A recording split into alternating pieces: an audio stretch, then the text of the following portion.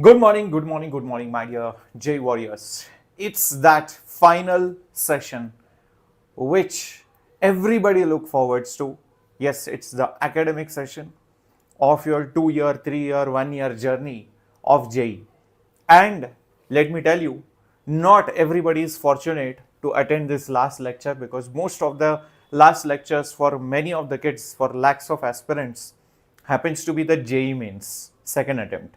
But you guys are fortunate enough to be blessed to be able to attend my class for JEE Advanced because you have been selected in the top 1.5 lakh students who are going to write this exam this weekend. And I'm pretty sure you will be fortunate enough to be able to attend the counseling session after JEE Advanced because you are going to crack it, you are going to nail it, you are going to get the result. So, my dear warriors, this is your Captain Shreyas, your physics teacher on the PWJ English channel for the final revision of some amazing, really killer questions of JEE Advanced. Alright, we'll warm up with one or two questions, we'll set the mood, okay, and we'll get there. And the next few questions are really amazing. Like, if I show you the trailer also, it will be crazy. Like, I can show you, there is one question where there are infinite pulleys, and many people try to solve this question via crazy methods, but we are going to solve it in a very amazing manner.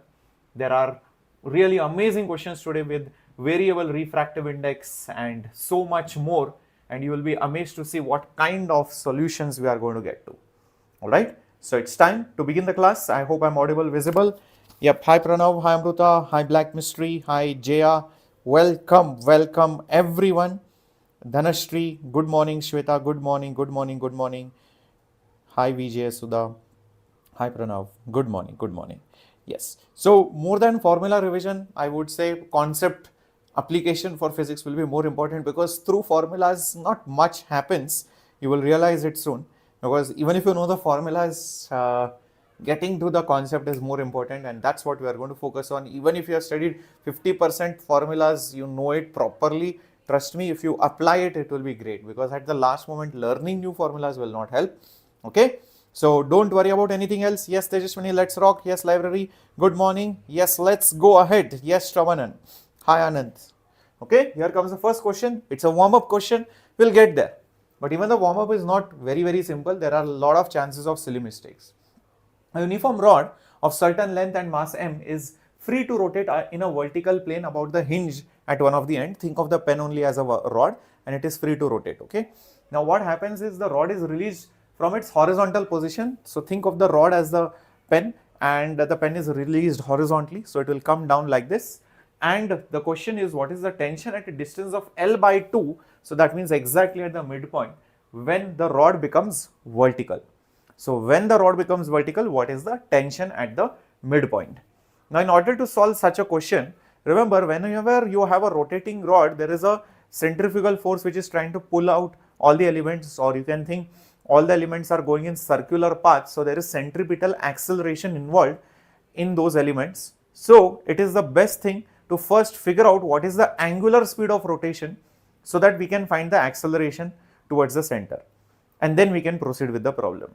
So the first step I feel should be going from horizontal to vertical position, because it was clearly mentioned it was horizontal, then it becomes vertical. So in that process, forget the options, in that process of it becoming vertical, it is going to lose gravitational potential energy and convert it into rotational energy about the hinge. So I can say first of all, let me create a duplicate. Yes, there will be a loss in potential energy of the center of mass. Always, whenever there are multiple points which are moving and you want to know what is the loss of potential energy, concentrate on the center of mass.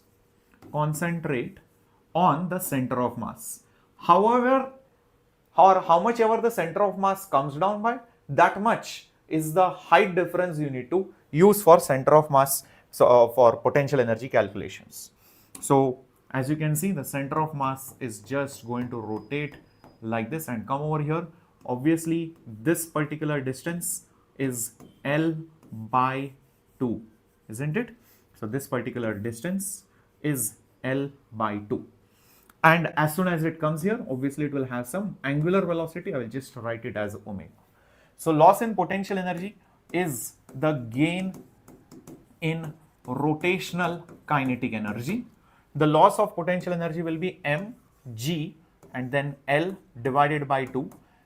Rotational kinetic energy is half. Moment of inertia is ml square by how much, guys? Into omega square. By 12 or by 3? It is hinged at the end, so it will be divided by 3, not at the center of mass. So the hinge point is over here, rotational axis is here.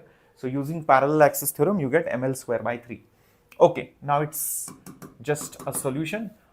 M and this M just got cancelled. This L and one of the L got cancelled. This 2 and this 2 also got cancelled. So I'm left with G is equal to L omega square by 3. Therefore, omega square will be 3G divided by L, or omega will be root of 3G by L. Till this point, absolutely clear? Omega we got. Now, once we get omega, let us completely focus on the tension part, which is the actual question. What is the tension at this L by 2 distance? So for that, forget the top part, just look at the bottom part of that particular rod element. Just look at the bottom part. This rod is L by 2. Now remember, the center of mass is over here, and the question is, what is the tension over here? Question is, what is the tension over here? So only consider half of the rod. If you consider half of the rod, the mass will be m by 2, of course. This entire rod's mass will be m by 2. This entire length will be L by 2. Now the forces acting on the rod, one of them is tension, another one is its own weight, but the weight will be m by 2 into g, half the rod weight. And we have to exactly find the tension. We are making tension as an external force. That is the concept or idea here. Because if I take the entire rod's FBD, you cannot find tension, because tension will now be within the system. So I am making this deliberate attempt to make tension as an external force so that I can use Newton's laws. Okay. It will not be mg, it will be m by 2g. So this is what I am saying. All these are common mistakes. That's why this problem is important. Next thing, this part of the rod will accelerate. Okay. This is definitely going in a circular path, as you can see. Yeah, it is going like this. This entire rod is going in a circular path. So obviously this entire thing has a centripetal acceleration. Now you will be like, sir, centripetal acceleration, won't it be omega square r? Yes, it is. But what is r? Will I take the radius as only this much or this much? Well, again over here you have to take the center of mass, nothing else. So the center of mass of this rod, yes, the center of mass of this particular rod is over here. So when you write acceleration, it is acceleration of this guy's center of mass and not this. This is the second misconcept or common mistake place. Okay, I am drawing a video of this guy. So center of mass is also of this guy. So this half part's center of mass is over here. So this is the center of mass. Now you can clearly notice this center of mass from the actual hinge point. This was the actual hinge. If you notice, it is at a distance of L by 2 plus L by 4. Remember, this much part will be L by 4, and obviously this much was L by 2, isn't it? So the actual distance will be nothing but, if you add them together, it will be 3L by 4, and this is accelerating towards the center with a centripetal acceleration. Did you guys understand this concept? A lot of students make this mistake. That's why this problem, even though it is a warm-up question, you can see how detailed and intricate this is. Now let's apply Newton's law. No other forces are missing. Our FBD is complete. So the Newton's second law equation, when I apply NLM, it will look something like this. Tension and acceleration are in the same direction, so they should be positive. Weight is opposite to the acceleration, so it should be negative. So m by 2g. This is the net force, is the mass of the rod, which is m by 2 into the centripetal acceleration. Net force is mass into acceleration. Many chances of mistake here. Many people put m in a hurry. So understand, okay? Even people miss the 2 over here also. So common places of mistake. All right. So tension will be, if I take mg by 2 on the other side, it will become plus mg by 2. Let me keep this as it is, m by 2 into centripetal acceleration. Therefore, tension will be mg by 2 plus m by 2 into centripetal acceleration. Centripetal acceleration is omega square r, radius being 3L by 4. So this will be nothing but omega square multiplied by radius, which is nothing but 3L by 4. Okay, so this will be mg divided by 2 plus m by 2. Guess what? Omega we have already calculated as 3g by L root. So omega square is 3g by L. So just I'm going to use that from the previous slide, and I'm going to put 3g by L over here, and this one I've just got it from here. Omega 3L by 4 was the radius. This was the radius. So just put 3L by 4 over here. Now just solve it and see what is it that you're getting. Mg by 2 plus, well, LL got cancelled. 3 3s are 9. Mg is there, and 2 4s are 8, which is, if I take common denominator as 8, this will become 4. So 4 mg plus 9 mg, well, that is nothing but 13 mg divided by 8 is the tension. So yes, 13 mg by 8 is option A. That is absolutely the right answer. This question could have been made more complex if they would have asked find tension as a function of x. Then it will just be, in terms of x, slightly more complicated. But yeah, it could be asked.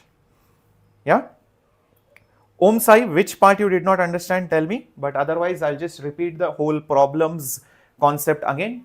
This rod was horizontal. When it comes down, it will lose the potential energy, convert into rotational kinetic energy. So the center of mass has come down by L by 2, because this was L, this will be L by 2. So mg L by 2 is half I omega square. Moment of inertia about the end will be ml square by 3, not by 12. Solving, we got angular velocity of rotation. We'll use that in the second part. Now, because I want to find tension at the middle point, I cannot draw the free body diagram of the entire thing, because tension will now be an internal part then. So I deliberately make tension external by only considering the bottom part, half part of the rod. So the half part of the rod will have L by 2. The center of mass of L by 2 will be at L by 4. And that L by 4 will be at a distance of 3L by 4 from the actual original hinge, because the center of mass is also going in a circular trajectory. So that will also have some centripetal acceleration, omega square radius. So 3L by 4 is the radius of this circle. So keep in mind, the center of mass is also going in a circular path. It is also going in a circular path like this. So that is done. Tension is there. Half of the weight will be there, m by 2g, because this is half of the rod. So if I apply Newton's law, tension minus mg by 2 is mass, which is m by 2 into centripetal acceleration. AC will be omega square into radius. Radius of this circle is 3L by 4. That's it. Substituting, we get the answer. Is it now clear? Absolutely. Okay. Is this now clear?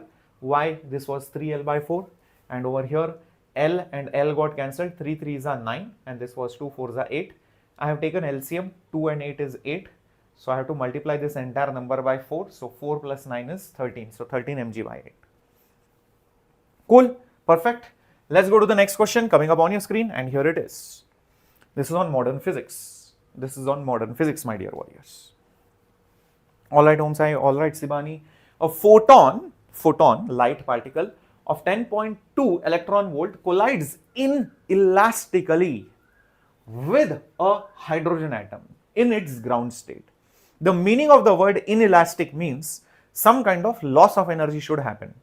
Now at atomic level, when you consider inelastic collision, either the photon gets absorbed or the photon gets released. Such a collision will be considered inelastic because light particle has energy. So it's a loss of light energy or gain of light energy. So something is happening. So such collisions are inelastic collisions. Okay. So that means most likely this photon might get absorbed within the hydrogen atom at its ground state. After that, a few microseconds, another energy, photon of energy 15 electron volts, slightly higher, collides with the same atom.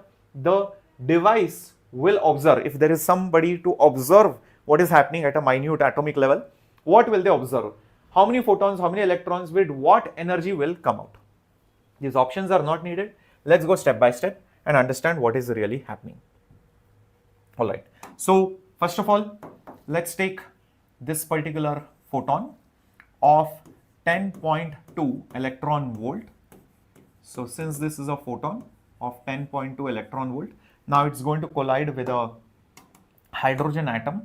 It's going to collide with a hydrogen atom, and that hydrogen atom has some electron in its orbit, you can say. So let's say this is that electron. Okay, this is your hydrogen proton, that is that electron revolving. Okay, all right, this is in its ground state. This is in its ground state. Now we already know the energy levels of hydrogen atom. So let me just show it briefly over here. Let me just show it briefly over here.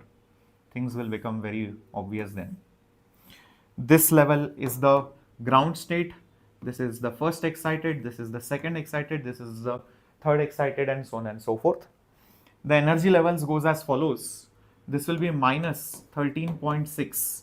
This will be minus 3.4. This will be minus 1.5, and so on and so forth. All these are in electron volt, electron volt, electron volt. Why am I showing you this? Is because just imagine if something has to go from here to here, like the electron has to jump from here to here, how much energy difference will it need? Well, 13.6 minus 3.4, that exactly comes out as 10.2 electron volt. That much is the energy gap between first and the second levels, or K and L shell. Okay, first and the second orbit. Similarly, if you go between the second orbit and the third orbit, if you take the difference, it will be 1.9 electron volt approximately. These are all decently approximated values. Maybe second, third decimal might be there something, but I'm just taking till the first decimal. So this is the difference of the energy levels between 2 and 3. 3, 4 is not needed, I think, for this question. So these two are enough. Now, yeah, focus guys, focus. Yes, Shubham, Tree, Aditya, Bunny, yeah, let's focus. 2 hours might be the class duration, maximum 2.5 hours, hopefully. If you notice 10.2 electron volt, it is exactly the energy which is sufficient to take this electron to the first excited state. Exactly. And if you have even less, let's say 10.1, it will not be able to take it to the higher energy level, correct? So you need exactly 10.2 electron volt. Even if it was 10.3, it will not be able to jump. Don't think that, sir, if I have 10.3 electron volt photon, would it get absorbed? No. Why? Because that extra 0.1 cannot be with anyone.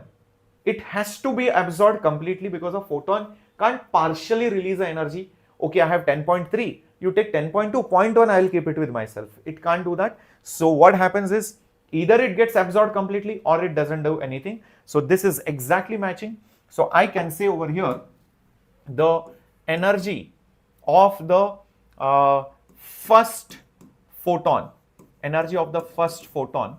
exactly matches the energy difference between the orbit of hydrogen. So therefore, this 10.2 electron volt, which is over here, is matching exactly with this. So what will happen? That photon of 10.2 electron volt gets absorbed completely. As a result of it, what happens is the electron jumps from the first to the second orbit, and it gets excited. Remember, the excitation stays for a very small amount of time few nanoseconds to microseconds, not more than that. It stays there excited, and within some nanoseconds it gets de-excited, and it jumps back from 2 to 1, meaning it comes back to the ground state. And as a result of this, in that de-excitation process, it emits a new 10.2 electron volt photon. Exactly same energy should come out. So 100% one photon will come out, but it is not the same photon which was absorbed. It's a new photon which has been released. This much point is clear? Is this much point clear? Yeah. Awesome. Perfect. Now the second one. Now let's talk about the another photon. So there was another photon of 15 electron volt. The first photon of 10.2 electron volt has been solved. Now when that another photon of 15 electron volt, this is going to come later on. It's going to come later on. Now the hydrogen atom is back into its ground state. What will this 15 electron volt do? Remember that if you want to make the electron completely free, you need to give it 13.6 electron volt. That is its ionization energy. 13.6 electron volt. That is the energy to free, liberate the electron. But you are giving 15 electron volt. Now that extra energy can be taken by the electron, not otherwise. So be very, very careful what I am telling over here, because some people might have that confusion. Sir, 15 is more than 13.6. It is not exactly equal to 13.6. So I don't think it will get absorbed. That is wrong. Again, this 15, yes, it is more than 13.6. So that extra energy will be remaining with the electron. But that can't happen if the photon was 10.3 or 10.4 electron volt. Because 10.4, or let's say for example 10.4, it has extra 0.2 electron volt of energy. That can't stay within the electron, because electron in an orbit has a fixed angular momentum, fixed kinetic energy, fixed potential energy, fixed radius, fixed velocity. It cannot negotiate and say, oh no bro, I got some extra 0.2, please let me keep it. No negotiation happens there once it is within the bounds of the atom. But the moment it becomes free, it is free literally to do whatever it wants. So that is the reason why this 15 electron volt can be given to that electron. Is this doubt clear? Is this concept clear? Why within the atom it cannot negotiate, but outside of the atom it is free to negotiate? It's like within the house, a kid can do only as per the rules set by the parents within the house boundaries, but once outside the house, the kid is free to do whatever they want. Is this absolutely clear? Okay, so I can say that the 15 electron volt photon that will ionize the hydrogen. 13.6 electron volt is that ionization energy, and there will be extra energy remaining. How much extra will be remaining? 15 minus 13.6, and 15 minus 13.6, which is 1.4 electron volt of kinetic energy will remain with the free electron. The electron which has been liberated, that will have it. So in this entire process, we have an electron of 1.4 electron volt and another photon of 10.2 electron volt. So an electron with kinetic energy of 1.4, perfectly okay. A photon of 10.2 electron volt, perfectly okay. Electron with this energy, 2 photons of this energy, wrong. So do you understand why this problem is so critical? Yeah, I hope you get it. Everyone, till this point, absolutely fine. Sir, if I start today, can I get a seat in IIT?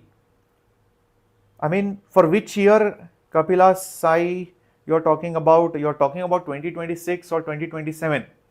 Because if you're talking about 2026, then you will have to take a train or a bus to IIT and run inside IIT to get a seat.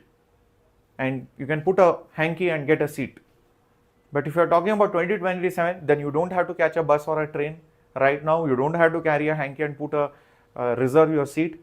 For that, you need to be very, very prudent. You have to be very punctual on this channel. You have to follow whatever your captain and the team says. That's it. Then you can get a seat in IIT. Okay? Absolutely clear? Very nice. Very nice.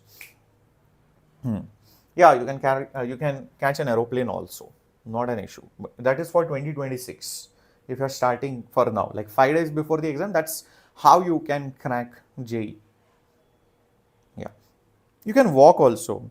But 5 days are there. I'm not sure whether you can reach IIT unless you stay in the same city. That's okay. Okay. So yes, the summary of the answer is simple. We have a new photon of that same energy and one electron which got liberated with 1.4 electron volt extra kinetic energy. Okay. And this is a very crazy problem of thermodynamics. There is a 1 mole of ideal gas. P is equal to P naught 1 plus alpha V minus V naught square is some equation of the process. It is not even a polytropic process. Usually you have polytropic processes where PV raised to gamma is constant or PV raised to some X is a constant. This is not a polytropic process. It could be some equation. It doesn't matter. So I'm telling you, any kind of equation comes, how do we find out the molar heat capacity of the gas? Because for polytropic processes, you already know the formulas. But for any random process, that's when things become very weird. Okay, let's do this. All right. Now, first of all, okay, let me get rid of this. In order to find the heat capacity, let's understand how the heat capacity definition comes. It comes from the logic that if you give a small amount of heat, let's say dq, to n moles of gas, it has some heat capacity, molar heat capacity C. It changes its temperature by dt. This C is exactly the molar heat capacity. This is exactly that molar heat capacity which we have to find. Okay. But neither do I know dt nor do I know dq. N I know is 1 mole. That's okay. Now, in general, I can do one thing using first law of thermodynamics. Using first law of thermodynamics, I know that this dq can be split into two terms. One is a du and the other one is the work. And du is nothing but ncv dt and work done is pdv. Perfect. So this is nc dt. Well, I can do one thing. Number of moles, if you want, I can write it as 1. So this will become n is nothing but 1. So this n is also 1 for now. So I can write down C into dt. Therefore, C into dt is equal to Cv dt plus Pdv. But I want only C. So C will be dt dt cancels Cv plus dt goes below. So it will become P times dv by dt. Why I did this is because now I know what I need to proceed further. So this is the first step of any such question of any random equation. In fact, till now I have not even used that equation. I have not even seen the equation. But first, this is the groundwork which you need to build to solve that question. Cv depends on the gas. Here nothing has been mentioned. So I'll just leave it in terms of Cv. P is the pressure at that point. dv by dt is the rate of change of volume with respect to temperature. Now this is generic. I have to go more specific depending on the equation. So now comes the more specific part. So this becomes the generic equation. So now let's go to the more specific equation. I need to somehow get dv by dt or dt by dv. Somehow I need to get that. Then my problem gets solved. Okay. So what do we do? Let's think of ideal gas. let's think about ideal gas. An ideal gas has an equation PV is equal to nRT, but since 1 mole is given, so therefore PV is equal to 1 RT. Therefore, if I want to write temperature, it will be nothing but PV divided by R. Temperature will be PV divided by R, or V will be equal to RT divided by P, anything that you want to write. Okay. Now, what I will do is that I will write down pressure in terms of volume. Why I wrote temperature in terms of volume is because I know I can substitute pressure which has volume in it. So I will have all the volume terms on one side and maybe I can do something with it. Getting the logic? So I just briefly looked at the equation and I realized that if I keep temperature is equal to something something, pressure has volume. So volume, volume, volume, everything on one side will be there. Okay, so let's substitute the value of pressure.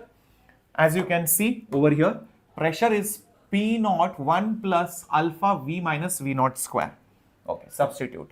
So pressure is P naught 1 plus alpha V minus V naught square, okay, the whole thing divided by R. And of course, this volume is also there outside. Now, what do we do with this? Well, let's bring volume inside and see what can we do. Therefore, temperature will be P naught divided by R, and this will be V plus alpha V into V minus V naught square, and this bracket close. Now, if you go back, we need dV by dt. Well, I can do dt by dV also, and I will flip the term. So, if I substitute dV by dt, I will get the answer. Oh, so I need to differentiate this equation with respect to volume. So, maybe I will get it. So, differentiating, what I will get? Derivative of temperature with respect to volume. I know I am getting dt by dV. Don't get scared because this can be flipped. It can be inverted, reciprocal, and I can get dV by dt also. It's not an issue. Is equal to P naught divided by R. This entire thing's derivative, guys. Okay. Derivative of V with respect to V is 1 plus alpha. This is UV rule. So I will write V first. Derivative of V minus V naught square will be 2 times V minus V naught plus alpha is there. This term, which is V minus V naught square, derivative of volume with respect to volume is 1. Wow, some crazy derivations are happening. Okay, so therefore my dt divided by dv will be equal to, observe carefully, dt by dv will be equal to P naught divided by R. Okay, not many things get simplified. I don't see anything cancelling also. Just 1 second.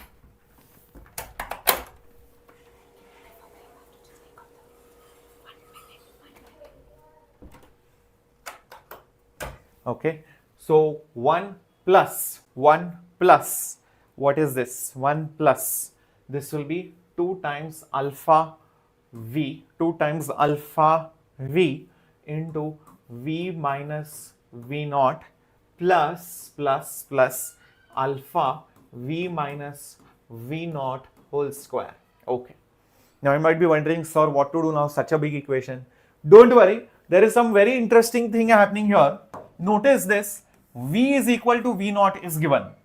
You have to find the molar heat capacity when the condition is given, when. So if I put V is equal to V naught, V is equal to V naught, this becomes 0, this becomes 0. So what will be dt by dv? So what will be dt by dv at V naught? V is equal to V naught. It will become P naught divided by R into 1 plus 0 plus 0, which means it is just going to be P naught divided by R. Is this confirmed? Yes, no? Yes, V is equal to V naught. We have to substitute at the end. Don't do that substitution at the beginning, guys. A lot of people do this. Sir, V is equal to V naught. So if you do that, guys, you will not be getting derivative. Yeah, this is the rule of derivative. You never substitute the slope value first only at the coordinate value before finding the slope. You will first find the slope, then substitute the coordinate where you want to find the slope. because if you put the value of the coordinate, the derivative of the constant becomes 0. So don't do that. Getting my point? Everyone understood this common mistake? Yeah. Raja, focus bro. I will make a separate video if you want. Why I did that, why I did this. Be careful. Alright. Focus on the class. My goodness, guys. Okay. Now this is only one part. I'll tell you one more interesting thing. dV by dt alone is not enough. From this we can get dV by dt also. So dV by dt at V naught will be exactly reciprocal. It is R by P naught. There is one more thing, and that is to find the pressure. So what might be the pressure? For that, again concentrate on this equation. P at V is equal to V naught will be how much? This is P naught 1 plus alpha. Instead of V you put V naught. So V naught minus V naught whole square. Interesting thing, that pressure at V is equal to V naught. Pressure at V is equal to V naught comes out as P naught 1 plus, this is nothing but 0. So it will just come out as P naught. This is crazy, guys. This is crazy. Wow. This is crazy. Now what do we do? Go back over here and we do the math. Therefore, C will be equal to CV plus the pressure when V is equal to V naught. The pressure when V is equal to V naught is P naught. So first, instead of P, I will put P naught. Instead of dV by dt, I will put R by P naught. I will put R by P naught, R divided by P naught. That's about it. So C will be CV plus R. Oh, by chance it is CP. By chance.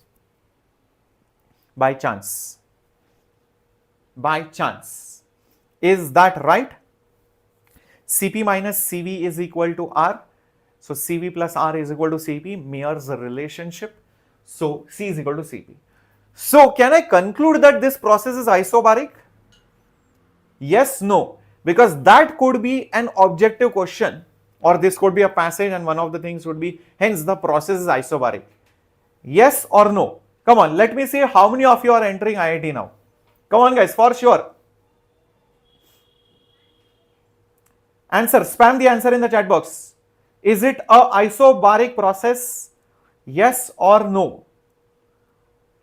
Is it a isobaric process? Because I got C, specific heat capacity, molar specific heat capacity, as CP. The answer is no. Okay? Answer is no. I'll tell you why. We have put a very specific condition when the volume is V naught. But if the volume was something else, this could be CV plus 2R or 3R or minus R, CV plus 7R. It could be anything. So it will not always be CP. So this is only at V is equal to V naught. So it is not isobaric. It is not isobaric. This is a common mistake which many students make. Got it? Everyone? Yeah.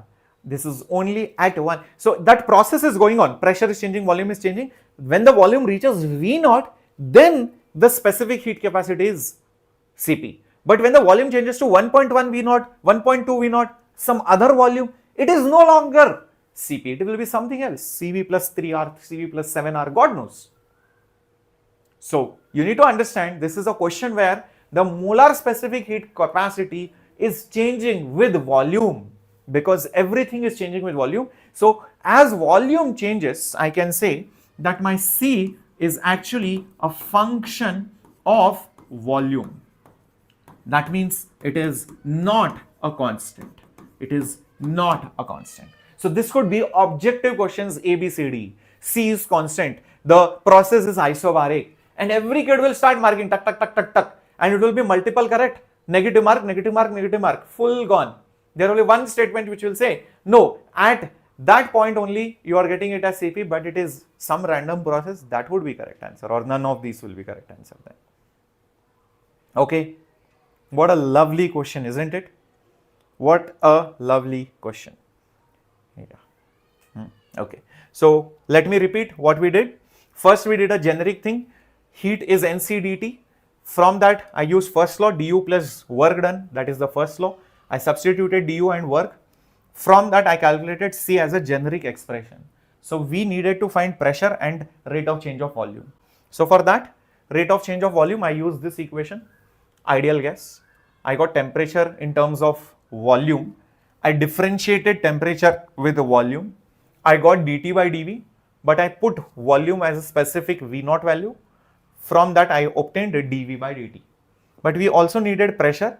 So I used the original equation, but instead of volume, I put V naught. So I got the pressure as P naught only.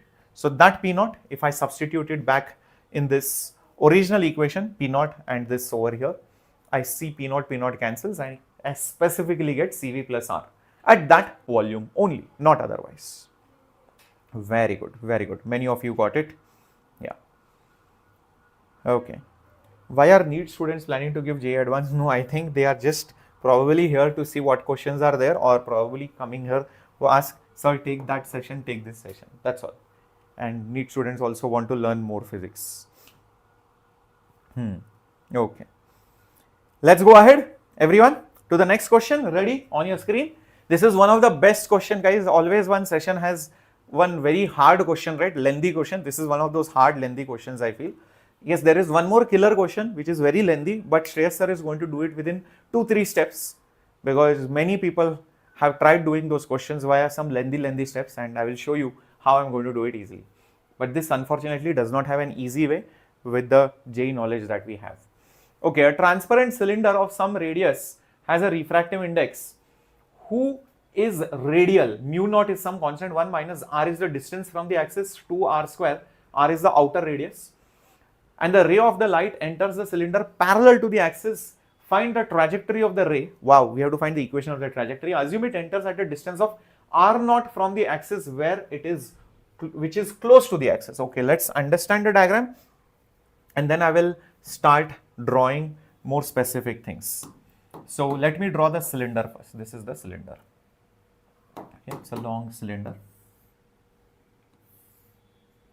Okay, now there will be an axis to the cylinder.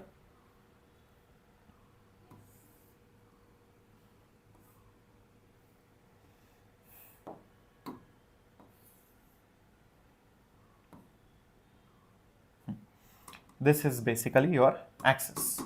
This is basically your axis to the cylinder. This is the point on the face, circular face of the cylinder. This is inside, that's why I've shown it as a dotted line. Just visualize this. Now a ray of light enters the cylinder at a distance of r naught from the axis. So think of this particular distance as r naught, this particular distance as r naught. That is what has been mentioned. And this is very close. I have exaggerated the diagram, or else I cannot draw it properly. And once it enters the face, then it starts changing its direction slowly. Maybe it will go like this, just showing. I don't know, I'm just showing. This could be the trajectory, how it is going. I'm just showing, okay? So maybe it starts bending, and in general, at any random point, this is basically your R, and how far you are on this horizontal line, this thing, that is, let's say, your X, okay? And let's say I will choose this as my Y-axis, which is also my R-axis. This is X-axis. I'm calling it as R-axis. How does it matter? This is the radial axis, I can call it. This is my radial axis. This is my axial axis, you can call it. You can give any letter alphabet. That should not change my problem. And we have to find how will R change. Find the trajectory equation. So the trajectory means how will my R be a function of X. That is what has been asked. Are you able to now visualize the question? Everyone? Okay, perfect. Now there is one more catch over here. The refractive index is not even constant. It is a function of the radius. So think of layers. Think of layers. So if you see the front fascia, then probably you will be able to visualize. It is something like this.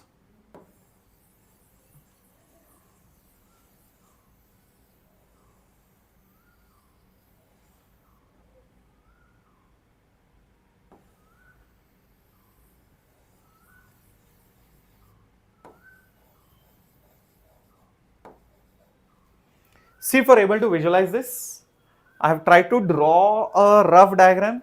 Everywhere the refractive index is different. And layer by layer, cylinder by cylinder, okay, radially it is changing. It is not changing slice by slice from here to here. It is changing when you go outward radially. Just try to visualize. Oh, that is crazy, sir. So, if I just see a cross-sectional view, okay, I'm just going to take this cross-sectional view and I'm going to draw it. Just try to visualize. I'm just going to take the cross-sectional view and I'm going to draw it on the next slide, okay. So we are going to see a sectional view. We are going to see a sectional view. Sectional view we are going to see on the next slide. All right. So how will it look? Let's observe. So I will see the sectional view like this. This could be the cylinder. Okay. This would be the axis. Perfect. Our ray would have entered somewhere over here like this. Perfect. And then it starts bending.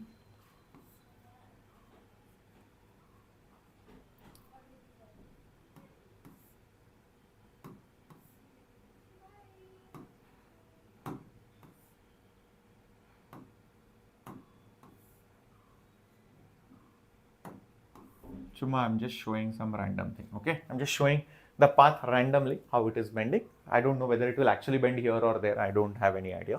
It depends on the equation. Okay, now there will be layers, okay? So we will draw more layers over here. I will use a different color scheme. So imagine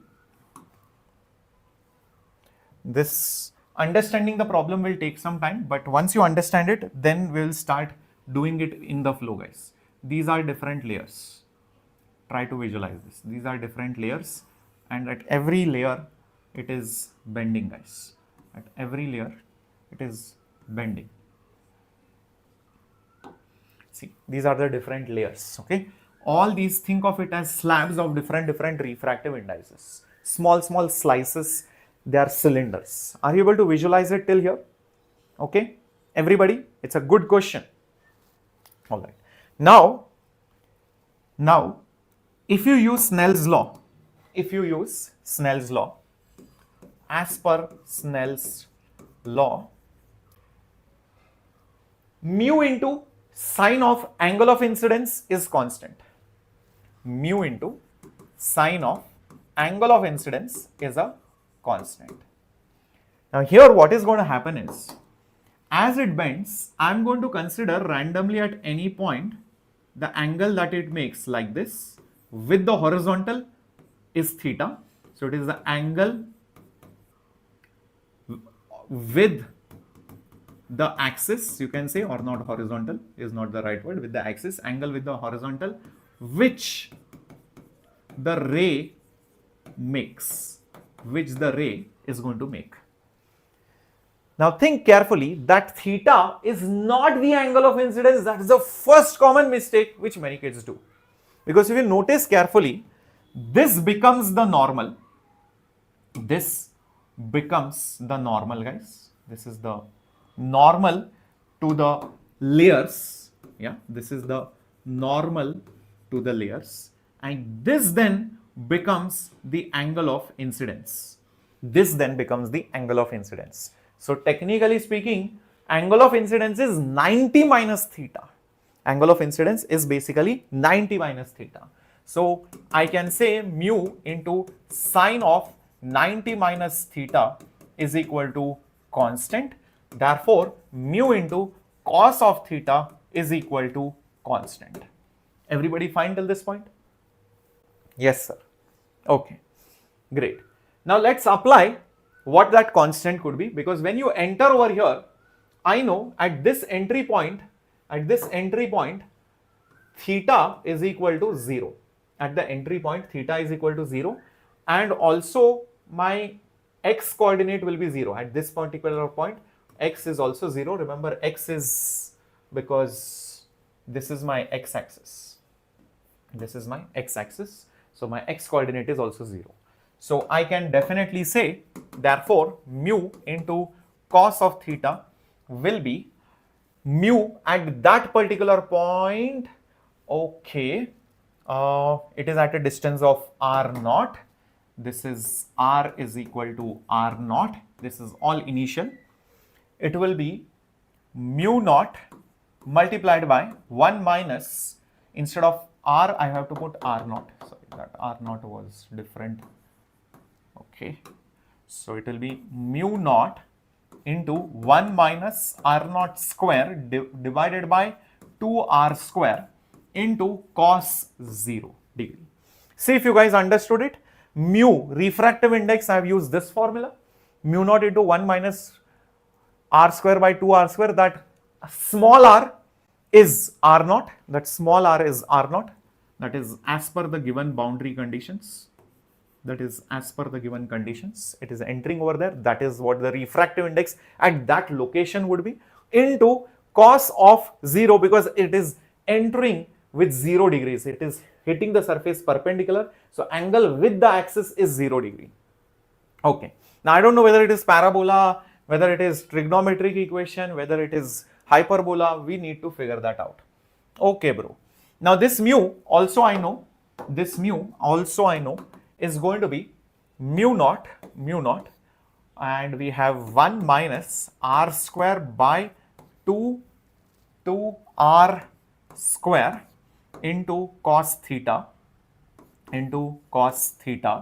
is equal to, and this over here is nothing but mu naught 1 minus r naught square by 2r square. Cos 0 is basically 1. Okay, perfect. Nothing problematic till this point. This mu naught and this mu naught will cancel off. That also we can see. Cos 0 just became 1, nothing else. Cos 0 just became 1. Mu value I have substituted from there. Okay, okay. Now, maybe I have to do something over here. See, I want to get an equation. Remember, my equation will finally be r in terms of x. I cannot see x anywhere as of now. All right, so we need to get x also. That's one thing. Okay, I don't like this cos theta because theta is changing. Theta is not constant. So I have an idea that it is clearly mentioned that assume it enters at a very close distance from the axis. When it enters close distance from the axis, what do you think that angle theta will be? Won't it be very, very small? Won't it be very, very small? Yes, no? Come on, my dear warriors. Think carefully and tell me. Won't that theta be very, very small? Quickly tell me. So if theta is small, what will cos theta be? Now kids will be jumping with joy and tell, sir, cos theta will be 1. Now if you put cos theta as 1, then there is no fun in the equation. Then r will be r naught. That means it will go constant. And that is not possible. There is something which is happening. No, no, no. So there is a small angle, but it is not such that cos theta will be 1. So for small angles, guys, what will happen is, so this is 1 minus small r square by 2r square. Cos theta will be 1 minus theta square by 2. Remember, it is the Taylor series expansion. You neglect the theta raised to 4, theta raised to 6, theta, all the other higher powers of theta. This is a very good approximation. And this is minus r naught square by 2r square. And why I got this is because of small angle approximation. And this is because it is a paraxial, close to the axis, paraxial ray. So for paraxial rays, theta will be small. For paraxial rays, theta will be small. Very nice. So now what do we do, guys? Okay, let me go to the next slide. And see what we can do. Okay, but before going to the next slide, I have one more idea. This theta which is there, I don't want to leave it as theta. The whole point is to convert it into x. So think logically, this theta, in a way, this theta which is there, it is nothing but the angle which the tangent makes to the curve with the horizontal line. Oh, it is the angle with the horizontal axis which the tangent to the curve will make. So can I now say tan of theta will be rate of change of y-axis with respect to x-axis. So won't it be dr divided by dx? But again, because of the small angle approximation, my tan theta will be theta approximately, and that will be approximately dr divided by dx. That will be dr divided by dx. So theta is dr by dx. That's another thing which I found out. Can we write cos theta is equal to x by root of x square plus r square, or cos theta? No. This, be careful. See, this is r, this is x. Okay, this is like this. But theta is the angle which the tangent makes. This is not theta, not necessarily this is theta. Okay, so be careful. Just like in projectile motion, a lot of people think that if I know this is y and if this is x, this is theta, then tan theta will be y by x. Not necessarily, because the tangent will make a completely different angle than the hypotenuse. So be careful. The hypotenuse is not necessarily the tangent in this case. Okay, so this hypotenuse is not even perpendicular to the tangent. The tangent is only in some other direction. Okay, so don't do that. Okay, so I hope that doubt is clear. So now let me just substitute theta over here and see what do we get. It's going to be a crazy equation, but that's okay. We'll start solving it. 1 minus r square by 2r square. 1 minus r square by 2r square. Okay, small r and capital R. Small r and capital R. 1 minus theta square by 2. Okay, 1 minus theta square by 2. Now what is theta square? Theta square is dr by dx whole square. Dr by dx whole square. So dr divided by dx, this whole square, perfecto, bracket complete, is equal to 1 minus r naught square by 2r square. 1 minus r naught square by 2r square. 1 minus r naught square by 2r square. Is that okay? Perfect. I have got some equation now. Now it's the best thing to expand this multiplied. Yeah, open this brackets up and see what do we get. 1 into 1 is 1. Then this into 1 is this term. So minus small r square by 2r square. Then if this is multiplied by this 1 into this also, minus half into dr by dx whole square. Okay, and minus into minus is plus. This term, which is r square by 2r square, into half into dr by dx whole square is equal to 1 minus r naught square by 2r square. Crazy. Couple things will get cancelled. 1 and 1. So happy we are. At least one thing is getting cancelled. Isn't it? Okay. Buddy, please focus, man. See, enjoy the problem. Don't think about getting a rank. Don't think about scoring marks right now. And think about enjoying the problems. Marks, everything will follow. JEE Advanced always values and encourages and promotes people who love thinking, who are involved in the problem solving rather than just watching strategy or just focusing on marks. Okay, just don't do that. It's not going to help. It feels very attractive. It feels like, okay, we should focus on scoring this mark. Yeah, focus. There are some tricks, hacks, everything, that is fine. But beyond a certain point, it is 80% is just how you are thinking in the examination. Okay, be calm, be patient, go with the flow, don't give up. Now over here, think about it. R is very small, no? But it's not like I can neglect it. But dr by dx, That is the slope. That is also small. The square of it is small. This is small. Small into very small is very, very small. See, this is small. I agree. But I cannot completely ignore. Then if I ignore this, then what's the point? Then ignore this also. Then ignore this also. Then ignore everything. But you have to always be relative. You have to be reasonable also. So, I can say this slope is small. Square of it is smaller. That multiplied with r square is very, very small. So, can I say this becomes negligible? Neglect this. So, I am just left out with only these three terms 1, 2 and 3. Therefore, minus r square by 2r square minus half dr by dx whole square is equal to minus r naught square by 2r square.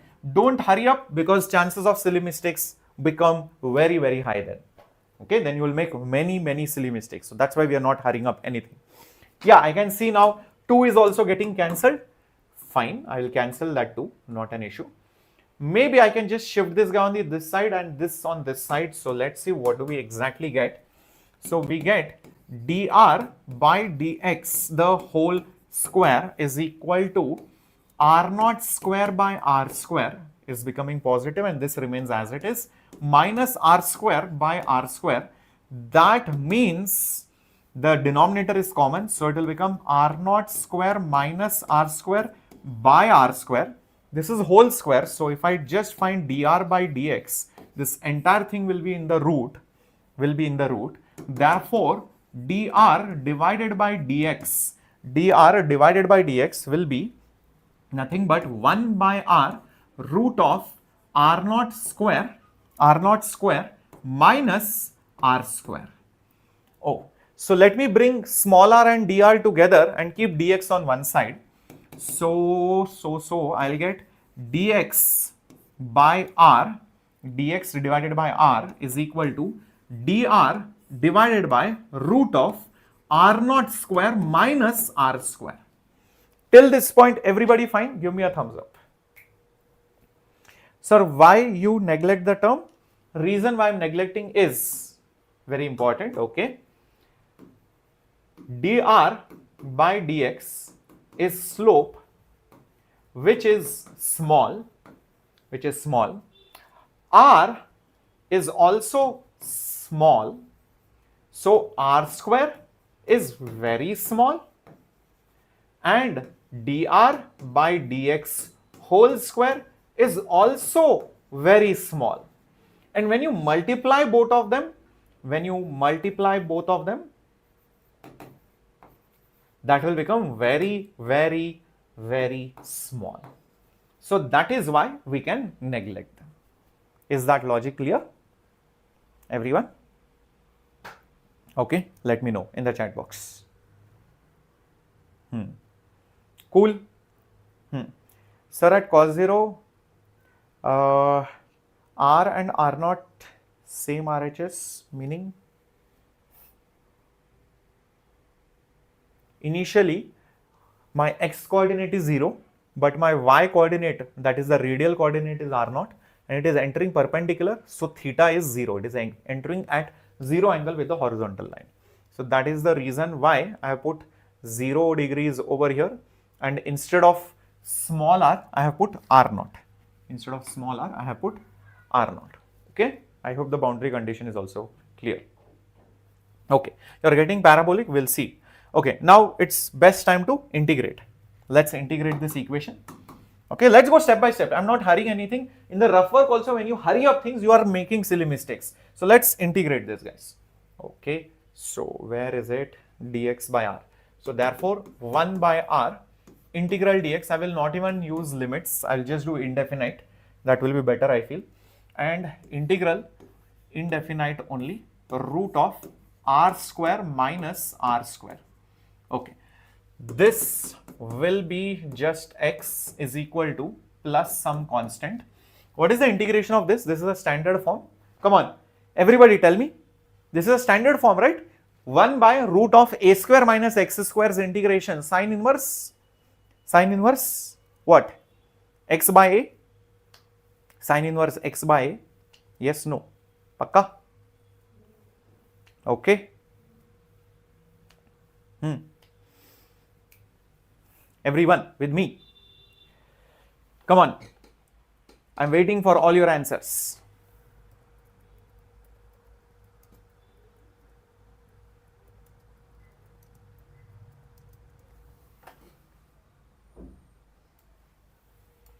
Everybody, come on.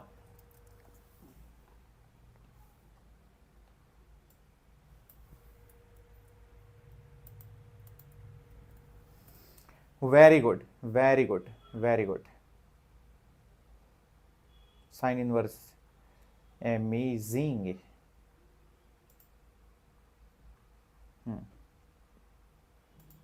So now what? So now what will you do?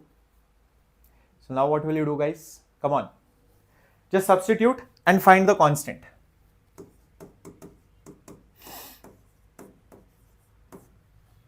Substitute and find the constant. What will you substitute? I feel you should substitute the boundary condition, which means right over here. Right over here. This r is equal to r naught and here x is equal to 0. Just substitute the boundary condition and see what is that you are getting. So if I do that, x is basically 0, sine inverse of r is r naught divided by, I think this was also r naught if I'm not wrong. Yes, this was r naught. I wrote it as capital R, my bad. This was also r naught. R naught divided by r naught plus c. Now, there is one thing though which I might have missed when I took the root. And dr by dx, I will get two values. There is one thing missing over here. There are two values, plus and minus. So remember, this was square. So this will have both positive and negative. So which root should I take? Should I take the positive root or negative root? That is also a reasonable concern. Which root should I take? Which root should I take? Should I take positive root or should I take the negative root? If I take positive root, that means I'm assuming the slope to be positive. If I'm taking negative, that means dr by dx is negative. So over here, I have assumed it to go down. So because it is going down, that means I should only consider the negative root. The positive root will make it look like it is going up. So I will definitely consider the negative root. So that is another reasonable concern, and that means I have to consider that everywhere. I have to consider that everywhere. I have to consider that everywhere. So you know that negative sign will be there. Okay, this negative sign will be there. Okay, so that means my constant will be sine inverse of 1. So sine inverse of 1 means 90 degrees, which is pi by 2 radian. So resubstituting it back. So if I resubstitute it back, what is it that I'm getting? I'm getting x divided by r is equal to negative sine inverse of r by r naught plus pi by 2. Take this on this side, take this on the other side.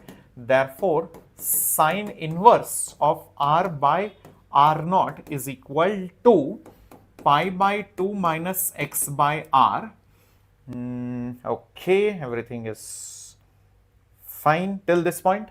So take sine. So therefore, r by r naught is equal to sine of 90 degrees minus some number. Sine of 90 minus theta is cos theta. So r by r naught is equal to cos of x by, I think it was r, or was it r naught? Wait a minute, did we miss something? This was r, this was r. Okay, perfect. Okay, nothing wrong over here. Yeah, so this was r only. Okay, everything is fine. This was x by r. Okay, so take it on the other side. We will get r is equal to r naught cos x by r. Oh, this is crazy, guys. What is this telling you? What is this telling you? What is this telling you, guys? Yep, think about it. What is this telling you? Interesting thing. It is telling me that it is going to be a sinusoidal, a SHM kind of graph, that means it will go like this, like this, like this, like this. So the ray is going to travel in a very, very funny manner. The ray is going to travel in a very, very funny manner. Got it, everyone? Yep, amazing, amazing. Loved this question, guys. Yeah, it is following a cosine path. Yes, Louis, it's a very funny problem. Good. All right, great. So let's go to the next problem. Yes, that is the answer, r naught cos z by r or x by r, whatever you want to call it. That's the answer. All right, let's go to the next question coming up on your screen. This is based on, again, thermodynamics with SHM. So a lot of times, like I told before also, guys, that Roorkee loves thermo, electromagnetism and mechanics. So expect those kind of questions again and again. Okay, expect those kind of questions again and again in many of the models, especially set by IT Roorkee. All right, now let's see this. There is a piston, mass encloses ideal gas, vertical cross section A. In equilibrium, height is h. If the piston is slightly moved up or down and released, what is the frequency of small oscillation x, assuming isothermal and adiabatic? So two answers we have to find, but I'll tell you one interesting thing. I will not do this problem 2 times. Rather, I will do this problem only once, and automatically I'll get the answer for the other one. How, sir? I'll tell you how. See, adiabatic means PV raised to gamma is constant. PV raised to gamma is constant. Isothermal means PV raised to 1 is constant. So if mathematically I put gamma as 1, I will get the answer for isothermal. Getting my point? So I will not solve the problem 2 times. I will only solve it for adiabatic, and I'm just going to substitute gamma as 1 for isothermal mathematically. Physically, I know gamma can't be 1. Okay, so don't think like that. So if I do that mathematical substitution, immediately I get the answer for it. So I will focus only on adiabatic process. These are the tricks which you can use for solving problems in reality. Okay, first of all, this is given as H. This is area A. Now you move this piston cylinder arrangement to some other place like this. So you move this by some amount, let's say x over here. So there will be a new change in volume. So because of which pressure will also change. Now if you draw the forces acting on it, one of the forces is obviously mg and another is pressure force which will come from the gas. Mg will be down, the new pressure will be P into A. Earlier the pressure was P naught. Now remember, I am trying to solve this only for adiabatic. So for adiabatic, PV raised to gamma is a constant. So original pressure is P naught, volume raised to gamma is new pressure into new volume whole raised to gamma. Okay. So old pressure P naught as it is, or maybe we can do something to that also. When the cylinder was such that, piston was such that it was here in equilibrium. So at equilibrium, I can say at equilibrium, the force by the gas will be balanced by the weight of the piston. And the force of the gas will be pressure into area, weight of the gas will be mg. So therefore, P naught will be mg divided by A. P naught will be mg divided by A. So why not substitute P naught as mg divided by A? Maybe I will be getting something. The old volume will be area into height, whole thing raised to gamma. The new pressure I do not know. New volume will be area into h plus x. So it will be having area into h plus x, that is the total height, the whole thing raised to gamma. See if you understood this. New volume means this entire thing, area into h plus x, that will give me the new volume. Perfect. So from this we can get the new pressure. So the new pressure will be equal to mg divided by A, and this whole thing area H and area H plus X, the whole thing raised to gamma. But I don't really want the pressure. If I multiply pressure and area, I will get something. So P into A will be the force. Okay, I'll just keep it like that, is equal to mg, and here area got cancelled, and we have H by H plus X, the whole thing raised to gamma. What do we do now? What do we do now? What do we do now? Think. Okay, come on, my dear students. What should we do now? Here, do you see X is going to be very small, small oscillations? Does it ring a bell? Yep. You can use small number added to 1 raised to something is binomial approximation. So somehow write it in binomial form. But before that, pressure into area is the force of the gas is equal to mg. If I take H below, it will look something like this. 1 plus X by H, the whole thing raised to minus gamma. Just check this out. This H, if I take it down, this will become 1 plus X by H. But this is in the denominator. If I bring it on the top, it will become minus gamma. So therefore, the force of the gas will be mg. But now this will become approximate 1 plus nx. So it will become 1 minus gamma x divided by h. This is using binomial approximation. So I got this. I will just leave it over there, and now I'll go to the next step. See, the force of the gas is like this. The weight is like this. But because you have moved it up, because the piston has been moved up, so the net force will try to pull it down because it will oscillate. So the net force, because the acceleration will be like this, guys. So the net force, which is restoring it back to its original place, will be downwards. So if I calculate how much is my net force, it will be the weight minus the force of the gas. Weight is mg. Force of the gas is this. It is mg, and then bracket 1 minus gamma x by h. 1 minus gamma x divided by h. You can see mg cancels, minus becomes positive. So it will become mg gamma divided by h into x. That is your net force. Can you see your net force is proportional to x? That means your spring constant will become mg gamma divided by h. Once I know the spring constant, I can easily get my time period of oscillation.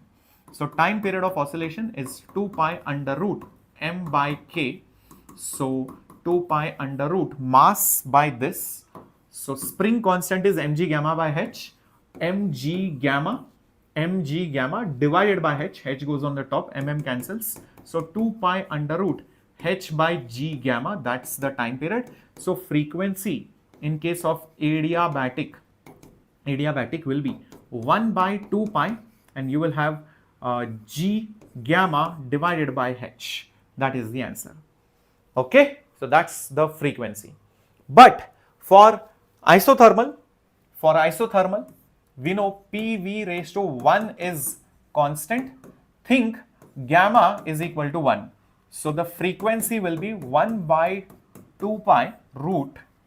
So wherever you got gamma, put it as 1. So G by H. Just put G divided by H. That's the answer.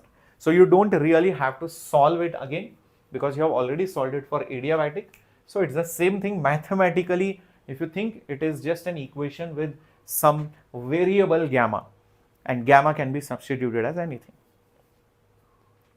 Yeah, everyone till this point absolutely fine. Shall we go ahead to the next question? Cool. Yes, no. Smash the like button if you are loving the questions, guys. Yeah. Amazing, amazing. I loved it because as you can see, we had to use concept of thermodynamics, gas laws, then somehow getting the pressure, then force, then using binomial approximation. Newton's laws also was involved, calculation of volumes was also involved, geometry, and then using the concept of SHM where the force is proportional to x, the remaining things becomes the force constant. So from that you can get the time period and frequency. Yep. Yeah. All right. Now, anyways, this question is a standard question, but still I thought that we should do it. So that's why I did it. Now let's go to some another killer questions coming up on your screen. A thin non-conducting ring of radius r has a uniform linear charge density lambda. It rotates about its axis with an angular velocity omega. Uniform magnetic field is applied parallel to the axis.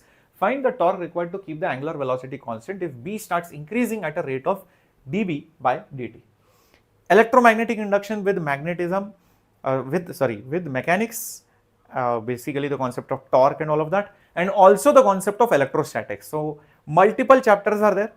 I feel electric field is also involved, magnetic field is involved, EMI is involved, and of course our mechanics, torque is also involved. Okay, a lot of things. Yeah. Yes, you can use that gamma is equal to 0, gamma is equal to infinity for isobaric, isochoric. Yes, you can do that. Definitely, definitely. Because any polytropic process, PV raised to x is a constant. So x can be changed. Accordingly, it becomes isobaric, adiabatic, isothermal, whatever you want it. Definitely. Okay, so let me see what we can do over here. This is the ring. This ring is rotating with some angular velocity omega. Now, what is happening is that in this particular region, there is magnetic field which is involved, and this magnetic field is changing. Now, what happens when the magnetic field changes? So, changing magnetic field induces non-conservative electric field, which is itself in loops, circular loops. So there will be electric field which is created because of time varying magnetic field. So the concept for that is the voltage drop across the loop is a rate of change of flux. That voltage drop in that loop will be electric field. This is electric field into the length of that loop is equal to rate of change of flux. Here area is constant, only the magnetic field is changing. So dB by dt. All of this because flux was field multiplied by area. So area being a constant comes outside, only dB by dt remains. Voltage is field into length because field is dV by dr. So dV is EdR. So remember, voltage is field multiplied by length. Field unit was volt per meter, length is meter. So meter gets cancelled, you will anyways get volts. So all these are different ways of remembering this. Okay, till this point clear? These are formula based till now. Now, what is the length of that loop? So electric field is as it is. The radius of this is given to be r, I believe, somewhere. Is it mentioned? Yes, and charge density is also mentioned. So what we can do over here, the length of the loop will be 2 pi into r, area will be pi r square, dB by dt is as it is, dB by dt is as it is, okay. Now r will cancel, pi will cancel, so I will get electric field is equal to, check this out, r divided by 2 multiplied by dB by dt. Okay, that's about it. Now this electric field will be in concentric circles, so think of the electric field to be something like this. The electric field will be something like this. It will be in concentric loops, right? So it will be tangential everywhere. So this is how it will look like. This is induced electric field. Yeah. So we'll have concentric loops of such electric field everywhere. Okay, this is the first concept. This is a electromagnetic induction concept. Now comes the mechanics and the electrostatics part. Now you consider any point charge anywhere. Let's say you consider it here only. Let's say the charge considered is dq. Let's say the field at that particular location, is E. So because of that field on that charge, remember the entire thing is charged. Do not forget that. This entire thing is charged while it is rotated. Uniform charge density lambda. So there will be a force on it, and that force will create a torque on it. So there will be a torque because you are changing the magnetic field. So this torque is due to changing magnetic field, because of which what might happen is this angular speed which is there, it will try to retard, decelerate it. So what we need to do is, to keep the angular velocity going, we need to counter the torque by an external torque in the exact same manner. So that net torque is 0 and omega stays constant. We want to maintain it. Omega is constant. Is this getting clearer? Are you getting the understanding of this problem? So when we change the magnetic field, it created induced electric field. That induced electric field acting on the charges will create a retarding torque on that omega, but I don't want it to retard. So to maintain that omega, I need to counter it by an external torque. So my primary objective now will be to find this torque. Now how do I find this torque? Let's think. For that I need to find the force. So the small force, the force on an element of the ring, will be dF. That will be field multiplied by dq. Field is over here, r by 2 dB by dt. So r by 2 dB by dt and into dq, that is force. Don't integrate it. You should not integrate force. Okay, you have to find the net torque. You cannot just find net force and then multiply it by r. That's not the right way of doing it. So basically we need to now find the torque, and now I will say d tau will be r into df, and r is r, df is r by 2 dB by dt into dq. So this will become r square by 2 dB by dt and dq, that is d tau. But I don't want d tau, I want to integrate both sides to find the net torque. So therefore integrating, I will say the net torque is r square by 2 dB by dt, and integration of dq is basically the total charge q. This is the torque due to electromagnetic induction. To balance it, my external torque will be equal to this torque in order to make sure alpha is 0 and omega is constant. So it will balance it. So therefore my external torque is r square by 2 dB by dt into q. But that is not the end story. There is one small thing remaining. Lambda is given, charge is not given. So that's not a big deal. We know that easily. So external torque will be r square by 2 dB by dt. The only thing remaining is the charge value. So we can find that out. How? Lambda is charge per unit length. So the length is 2 pi r. So q will be lambda into 2 pi r.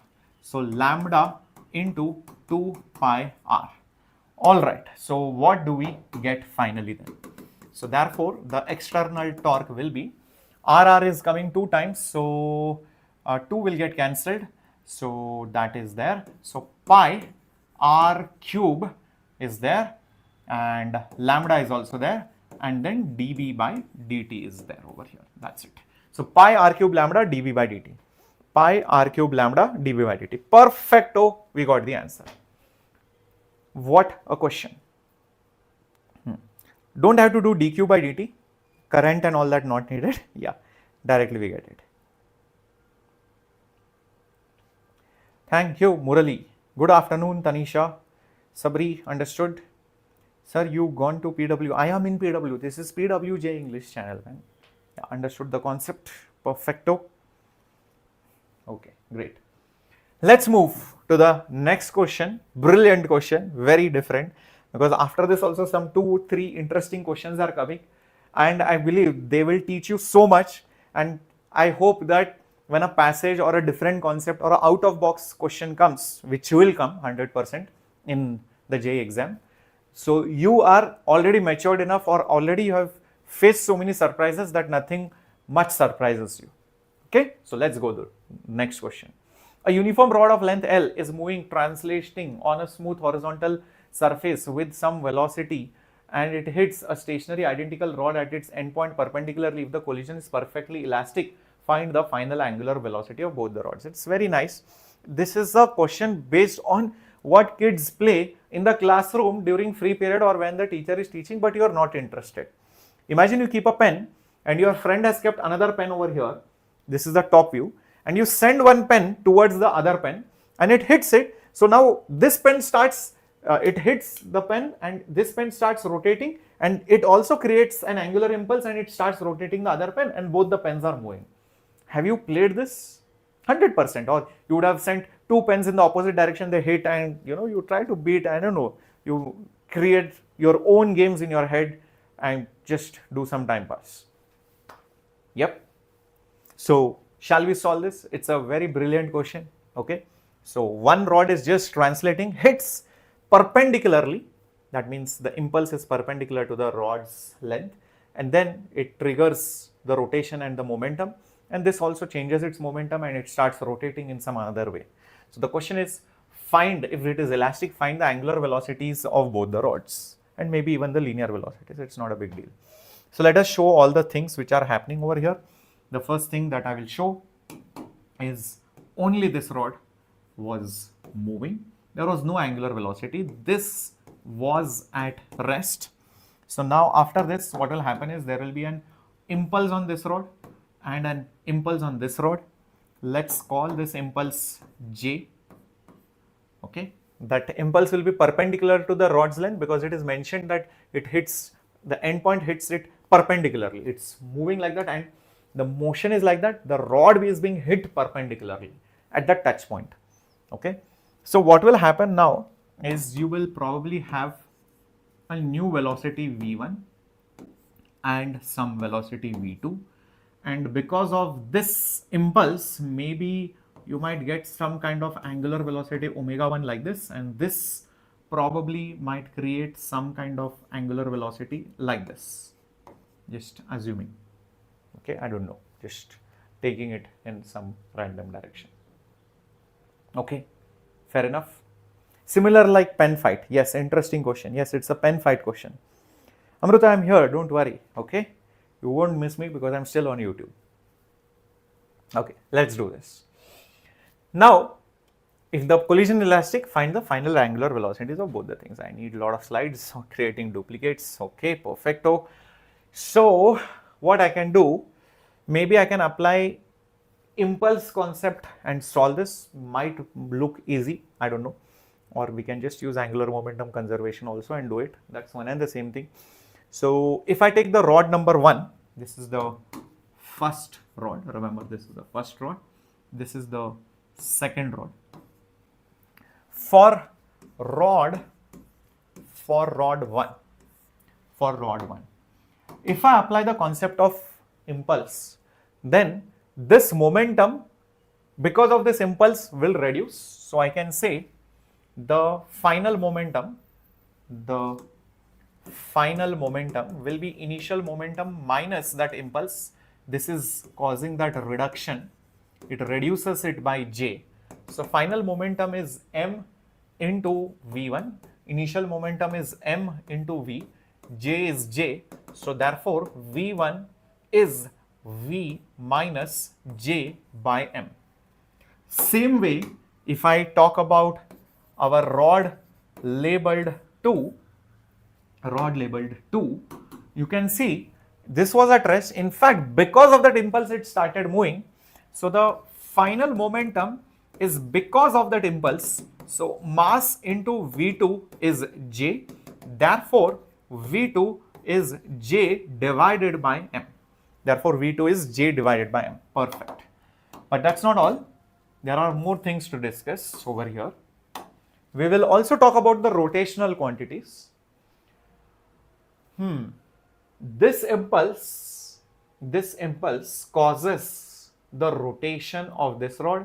This impulse causes the rotation of this rod. So let's talk about rod 2 first. It seems easier. Yeah, it seems easier.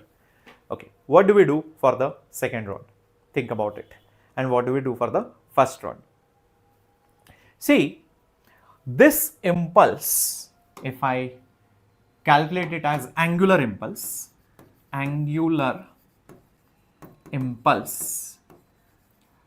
that angular impulse for the rod 2,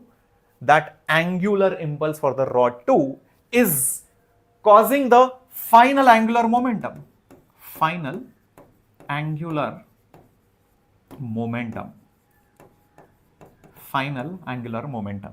What is the concept of angular impulse? It is impulse into the distance at which it is acting.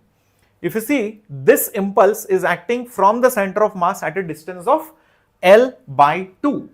Yep, this distance is nothing but L by 2 from the center of mass. So I can just easily say that L by 2 multiplied by J, like R cross F, this is R cross J, so L by 2 into J. Final angular momentum is I into omega. So what is the moment of inertia of the rod about the center of mass? It is ml square divided by 12 into omega. So I will call this as omega 2. 12 cancels, LL cancels. So J is equal to ml by 6 into omega.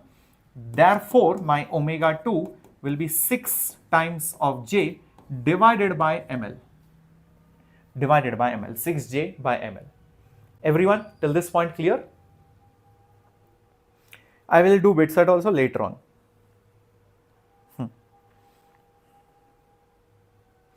Shri Harish, don't spoil the mood here by talking about NEET, re-NEET and all that. We are not here for some random nonsense. This is a JEE Advanced class. Please focus. If you want to disturb and create nuisance, you can go to some other channel, not on this channel. Okay? Focus on the question. They are JEE aspirants, advanced aspirants. They are not worrying about NEET right now. Okay, so when NEET discussion happens or something we have to talk about it, we'll talk about it. But now this is not the time, this is not the place, okay, where you should do it. Please don't do this over here. Focus. Oh, omega 2 I got. So what about omega 1? You know what? I have a feeling that omega 1 will be equal to omega 2. Yes, because that same impulse will cause final angular momentum. Earlier the rod was not even rotating. So that same J acting at the same distance on the same kind of mass, same manner, so it will cause omega 1. So needless to say, similarly for rod number 1, I can say omega 1 will also be equal to 6J by ml, which will be also equal to omega 2. That's all. So one is this way, the other one is the other way. That's all. Everybody agreeing with this concept? Yes or no? Very good, very good. Okay. Now we have found V1, we have found V2, we have found omega 1, we have found omega 2, but the problem is I do not know the value of J. All right. So we have another concept involved. Along the line of impulse, this is the line of impulse. Along the line of impulse, this is line of impulse. If you measure velocity with which it approaches, velocity with which it separates, then you can divide those things, separation by approach, that will give you coefficient of restitution. And because it is elastic collision, clearly because it is elastic collision, E is equal to 1, that means relative speed of approach along the line of impulse is the relative speed of separation all along the line of impulse. Let's think carefully, what are those speeds? All along the line of impulse, consider only those points. If you notice this point, because this entire rod was translating, hence this point was actually moving with velocity v, this point was actually at rest. So the speed of approach is just v. Agree? So can I just say the relative speed of approach therefore is just equal to v? Nothing else? Everyone till this point? Okay. All right. Now, my dear warriors, what about this point over here? What about this point over here? This point is moving with speed v1 due to translation, but due to rotation, there is a tangential velocity backwards. So think like this, that this point has a velocity of omega r, but with v1 in the opposite direction. That means it will be omega 1 into r, which is L by 2 minus v1, this point. Omega r because tangential velocity due to rotation, and negative v1 because it is in the opposite direction. Same way for this point, it's moving ahead due to translation and also due to rotation, it is still moving ahead. So both speeds will add and it will have omega 2 L by 2 plus v2. So can you now see separation? There are two speeds in the opposite direction. Speeds in opposite direction will add when you calculate the relative value. So it will be omega 1 L by 2 minus v1 plus omega 2 L by 2 plus v2. That's it. Now we have to substitute literally everything, nothing doing apart from that. So v is equal to omega 1 is 6j by ml. Omega 1 is 6j by ml. 6j divided by ml multiplied by L by 2 minus v1. v1 is v minus j by m. V minus will become plus j by m. Understood, guys, what we have done till here? This is the first thing over here. Omega into L by 2. Omega is 6j by ml. Omega is 6j by ml. And v1 is v minus j by m. v1 is v minus j by m. Minus will become positive. Here I will have omega 2. Omega 2 is also the same thing. Omega 1 and omega 2 are equal. 6j by ml. 6j by ml into L by 2 plus v2. v2 is j by m plus v2, which is just j by m. Perfect. Okay, lot of things will get cancelled. So this will be equal to, this velocity will be equal to, guys, cancel out couple of things like this L will get cancelled, this L and this L, this 2 and 6 will become 3, this 2 and 6 will also become 3. Okay, so we have 3j by m minus v plus j by m plus 3j by m plus j by m. Okay, this v I can take it on this side, it will become 2v, correct? If you don't understand it, I will just write it over here. V plus v is equal to, now can you see everywhere the denominator is common and we have 3j plus j plus 3j plus j. So therefore 2v is equal to 6 plus 2 8, 8j divided by m.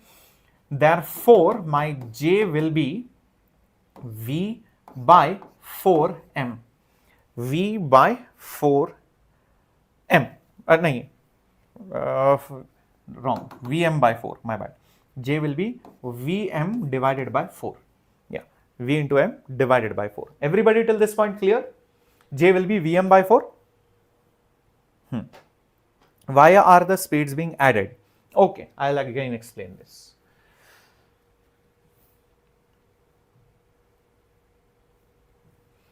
Just focus on this point of this rod. Due to translation, every point will have V1, V1, V1 speed. But due to rotation, because of rotation, what will happen? There will be a speed omega r here, and there will be a speed omega r over here. So this point is moving with omega r like this point is moving due to translation like this. So what will be the net velocity? It will actually end up going backwards. Okay, I've assumed it. Omega r is more than v1. No harm if I take it other way also. I'll still get the answer, but chumma I assumed one direction as positive. So what will happen? This will become omega r minus v1. Omega is whatever that it is, omega 1 into L by 2. Omega 1 into L by 2 minus v1. So that is why this point speed, the speed of point 1 on the rod 1, it is in this direction. This is the speed of the point 1 on that rod. Okay, everyone till this point clear? Same way, what I did was, for the rod number 2, think every point due to translation will have v2 velocity, v2, v2, v2. But due to rotation, this point will move forward, this point will move backward. So this point will have speed like this, omega r. This point will have speed like this, omega r. So if you calculate the speed of this guy, this net velocity, it will be v2 plus omega r.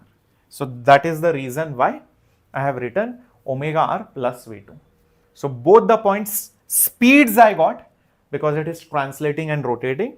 So from that, the relative speed will be speed 1 plus speed 2 because they are opposite. If they were in same direction, it will be speed 1 minus speed 2.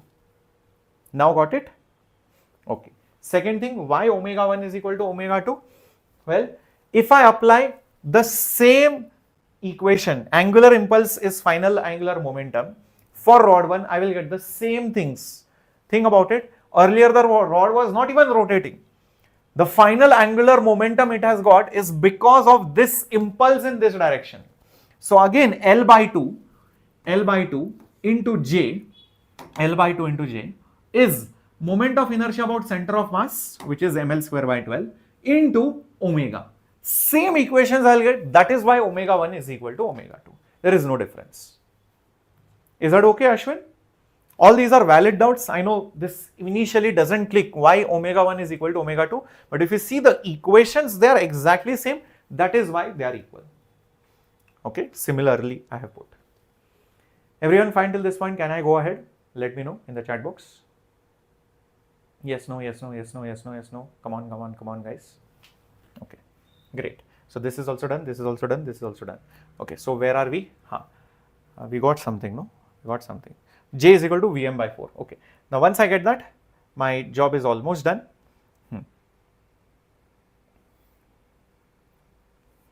So we had to find what? Omega 1 and omega 2. So omega 1 and omega 2 are, therefore, omega 1 is equal to 6 by ml. What was J? J we got it as, where is it? Vm by 4. Where is it? Vm by 4. Vm by 4. So mm cancels. So this will become 3v by 2l. Okay. And what about omega 2? That is also going to be the same. So this is also going to be equal to omega 2. So we have found the final angular velocities, which is 3v by 2l. Okay. Got it now? All right. So 3v by 2l is the answer. 3v by 2l. 3v by 2l. That is the answer. So this explanation I'll put it here so that you have the solution properly. So I just substituted J as Vm by 4. Nice question. I hope you loved it. Shall we go ahead now to the next question, guys? All right, here it comes. Where is it? Our next question. Using the principle of equivalence and the concept of energy of a photon is equal to hf, derive the fractional change in the frequency of light as it climbs the height h in the uniform gravitational field G. Ooh, nice. So we basically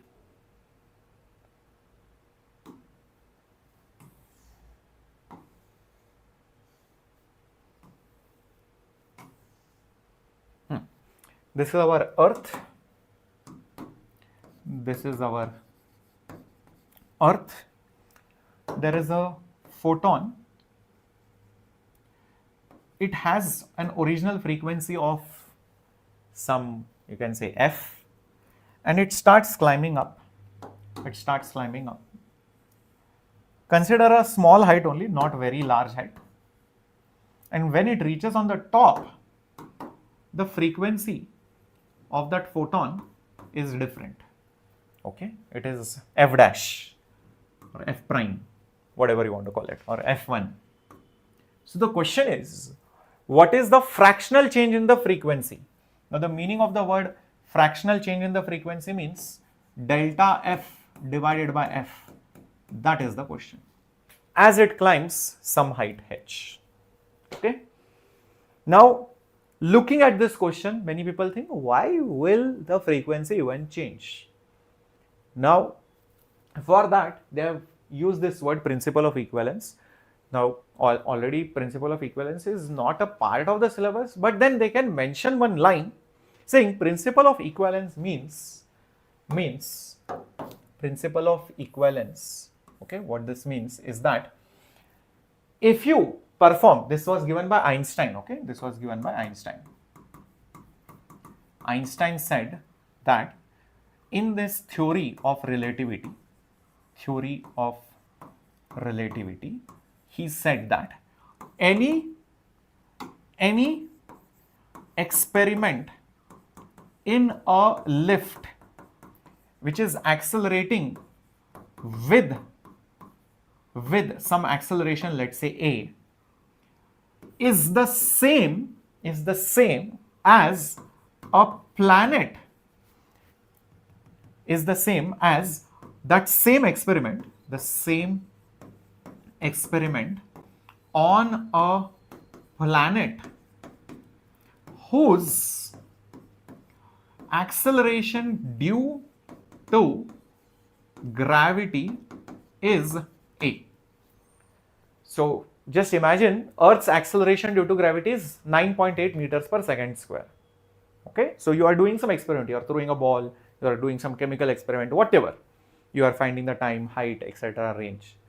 You now go to free space and you take a lift and accelerate that lift with 9.8 meters per second square. You will experience a pseudo force and you will perceive the gravity as if it is 9.8 meters per second square. So any experiment in a lift with acceleration a in free space, in gravity free space, is going to give me the same result as that of an experiment on a planet with the acceleration due to gravity. So what he meant by the principle of equivalence is, gravity, you feel like it is like a force, but you know, even if you take a lift and move that lift, you feel that there is gravity. So gravity can be created artificially. So need not be just because of masses, but gravity can be created artificially. You can perceive gravity and there is no way anybody can distinguish between this gravity due to mass versus this gravity due to pseudo force. Okay, that was his idea. Got it? What is the meaning of principle of equivalence?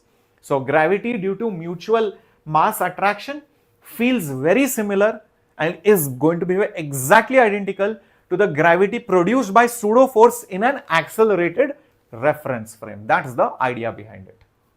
Okay. Now don't have to go too much deep. So we need to understand, okay, when you go up, all right, maybe, you know, something is changing for that photon. Now the real reason why the frequency changes is space and time, guys. So gravity can bend space and time. So this is actually a question on space and time. Imagine a relativity question framed so beautifully that you don't need to understand relativity so much. So a mass basically bends space and time.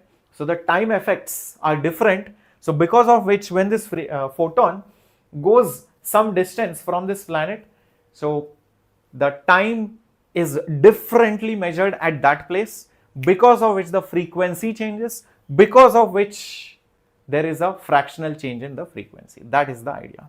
How many of you are vaguely able to understand? Gravity bends the space and time, so the time moves very differently closer to Earth as compared to when you are far away from Earth.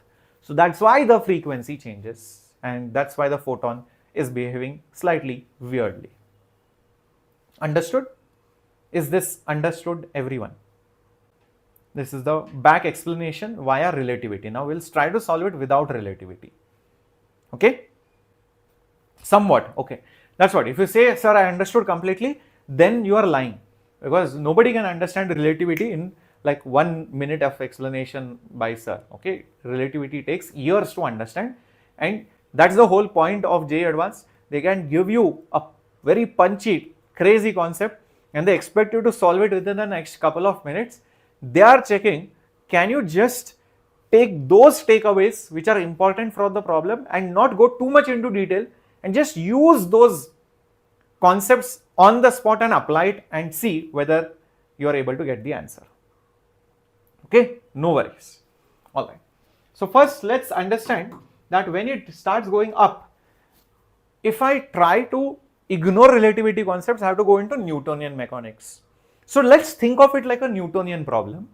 There is some ball which is going up. As it goes up, it loses kinetic energy, and it gains gravitational potential energy. Oh. But to find gravitational potential energy of a photon does not have mass. But can we find the equivalent mass of a photon? The answer for that is yes. From that we can find, oh, it loses potential energy or gains potential energy, oh, the energy conversion is happening, and that is the reason why things are changing. Perfect. So let's try to do that. First, energy of a photon.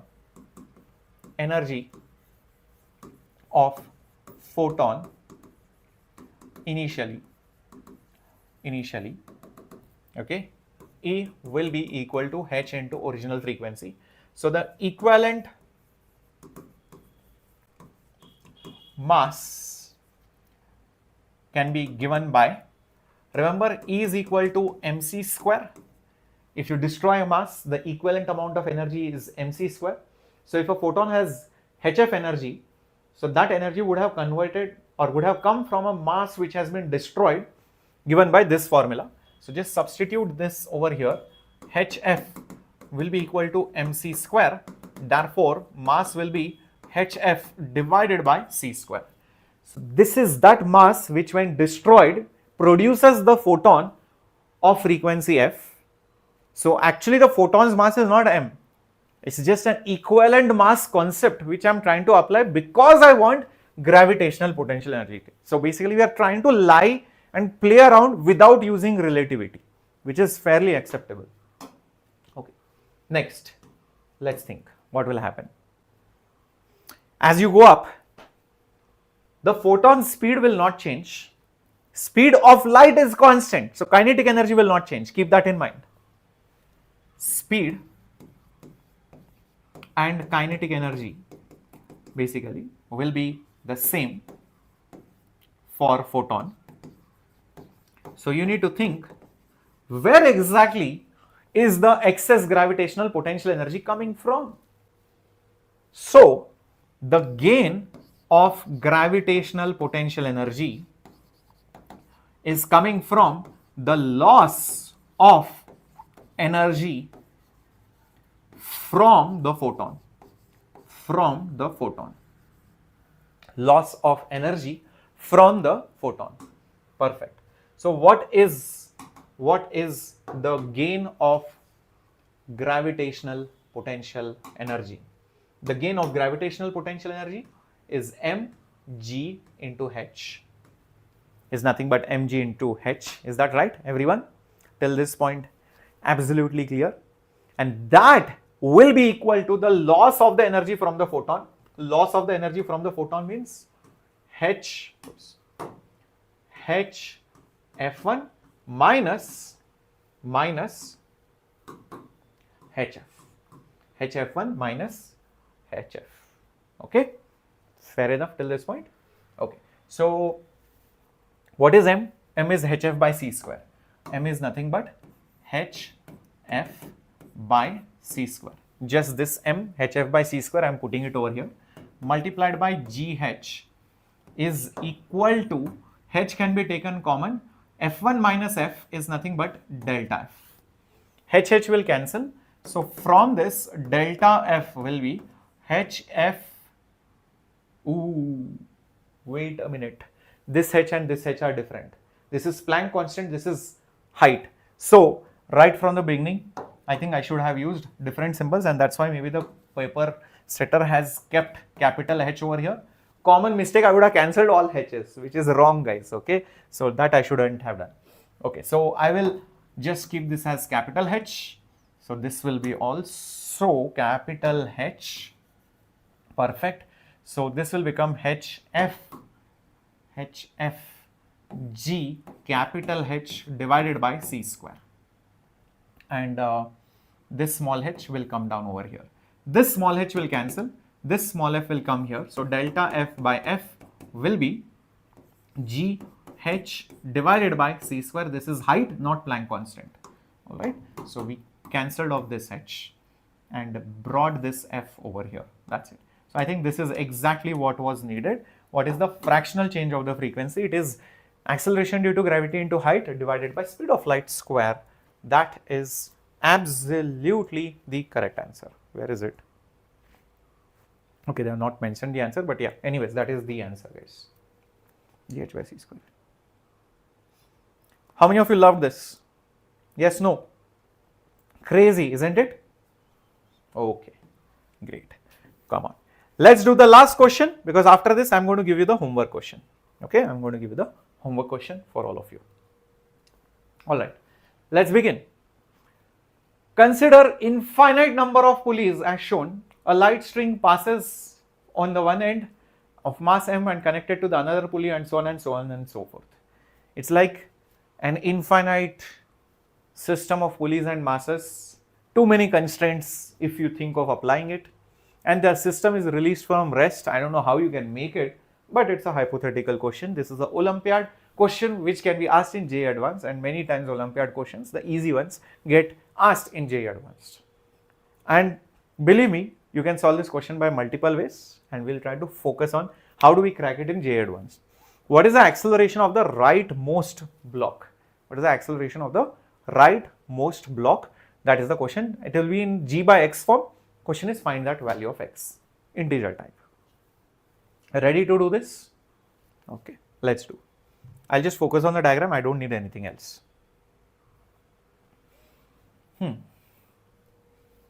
What do we do? Interesting question. Let's assume that, say, this mass goes down with acceleration a0, this will go down with acceleration a1, this goes down with acceleration a2, and so on and so forth, like that, an, correct? Infinite such masses are there. So nth mass will have nth acceleration. If you look at the tensions, that's another story. If this has a tension T, the same string is going here, this will be also T. This will have a tension of T by 2, this will have a tension of T by 2, same string. This will further get divided, so this will be T by 4. Remember, the strings are ideal, pulleys are massless, light, smooth, everything. T by 4, then T by 8, like that. So in general, at the nth mass, this is 2 square, this is 2 raised to 1. So basically at the nth mass, the tension will be T divided by 2 raised to n in general. Is that also okay? At the nth mass, the tension will be T divided by 2 raised to n. Couple of observations, that's all. I have not yet started solving much. Okay, everything is fine. Now, any system of masses, pulleys under gravity, there is one thing which you would have seen, the formula of tension. The formula of tension in the string will have some number, some constants, whatever, okay, some things will be there, but G will be there. That means the tension should be proportional to G, or I can say tension is equal to some constant multiplied by G. Something will be there. Like you take anything, 2m1 m2 by m1 plus m2 into g. So here maybe some m1 m2 m3 m4 mn, some relation will be there, some crazy number might be there, into g will be there. That is for sure 100%. Correct? Now that is the whole point. So now focus on what I am saying next, because within the next step we are going to get the answer now, just not much. This entire system, think of it as if it's anyways at rest now. This is at rest. This entire system is connected to a roof or a lift. It's inside a lift which is at rest. In that, the gravity, the effective gravity, the gravity which is there is just G. And the tension which is there in this mass, on the first mass, was T, was basically T. Okay, fair enough. Now just focus on this much part. Now just focus on only this part. Which part I am saying? Only this much part. Only focus on that much part. So how is it even looking? Just let's redraw it.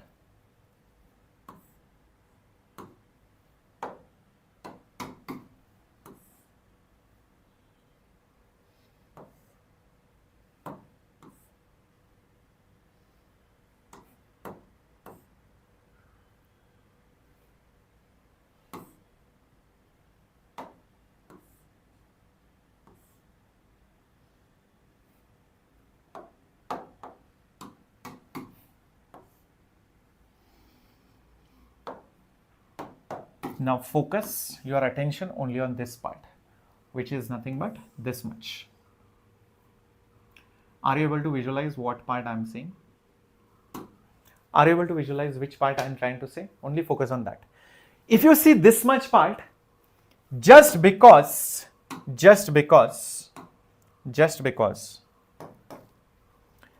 this mass is coming down with acceleration a naught, just because this mass is coming down, this mass is coming down with acceleration a naught, won't this pulley go up with acceleration a naught? This mass comes down, this pulley goes up. That means it feels as if you consider only this much section, only if you consider this much section, it feels as if it is going up with an acceleration a naught. Lift going with a naught acceleration, with a naught acceleration. What happens inside such a frame? What happens inside such a frame? You will perceive gravity differently because of the pseudo force. So what will be the effective gravity over here? What will be the effective gravity over here? It will no longer be G, it will be G. It will be G, what? It will be G and what will happen? It is going up. So there will be G plus A. There will be G plus A, everyone. G plus A, yes or no? There will be G plus A because you are going up. So, you will feel the pressure down. So it will be G plus A. In fact, it will be G plus A naught. You can say G plus A naught right over here. Very good, very good. So over here, by the way, this tension was T. This was T by 2. This is T by 2. Remember the blocks were here. This block would have been M1. This would be M2. The tension will be T by 2. So think just like in this situation, the tension was proportional to G, just like over here, the tension was some constant into G. What will be this T by 2 equal to? The same constant, some number will be there, but instead of G, you will have G plus A naught, yes or no? Instead of G, you will have G plus A naught. Just like I told you before, tensions are proportional to G. That's why this tension is C into G. This tension will be C into G plus A naught.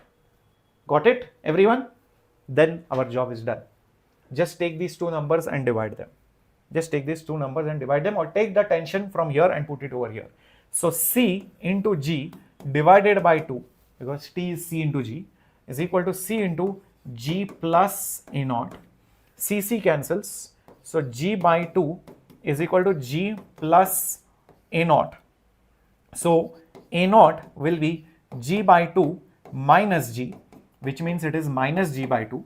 So the magnitude of the acceleration, that means the direction which I assumed is wrong, that's all. So the magnitude of the acceleration is G by 2. So that's it. The question was, can you figure out what is G by something? That X is nothing but by 2. So I've got the answer as the number 2. Isn't it such a simple way of solving the question? Did you love this method? Because we just analyzed, okay, if that entire system was there at rest, alright, the tension was somehow related to G. But now, if you consider only this much part, it looks exactly identical. It's an infinite series. So even if I take out one pulley, nothing doing, that tension is T by 2, but that system is accelerating up. So the tension will be proportional to the effective gravity perceived because of pseudo force and the real one. So G plus A. So that tension is C into G plus A. So that tension is also C into G. So substitute it over here. You will get answer as negative G by 2, but negative means direction is wrong. That's all. Magnitude is G by 2. What a question. What a question, isn't it? Great. So I have kept a homework question for all of you. A similar nice constraint question. The answer is there on the next slide. Solution is also there on the next slide. You'll get it. But try to solve this and see what is that you get, and post the answers in the comment section. All right. Cool. So that was the last question for today. Okay. Again, I'm showing you the question. You can take a screenshot, of course. This is a system of masses, all smooth. This block question is, what is the speed of this block C? Okay. Why is it P root 25? A hint. This block will not only come down, but it will also go up, left, right, because it is always in contact with B. So keep that in mind, and then you will get the answer. That's why there is root, because you have to take the resultant of X and Y, both. X and Y, both. Okay. So I hope you enjoyed. I hope you loved this session. All the very best. I'll be coming again to give you last 3-4 days what you should be doing, what are the things that you should consider and what you shouldn't. That will still boost up your score by maybe 10-20 marks, and every mark counts. So Shreyas sir is going to come. Okay, don't worry, I will be there for motivation, guiding you everything. So be there, and yeah, don't panic. Tomorrow also I think you might have a chemistry session live. So attend that, and after that stop studying anything. From Friday onwards you should not study anything. Yeah, Thursday is the maximum day, and you should slowly be winding down now. Do not make it more extreme as you come closer towards the JEE Advanced exam. All right. Okay, cool. Thank you guys. Have a great time. Captain Shreyas signing off.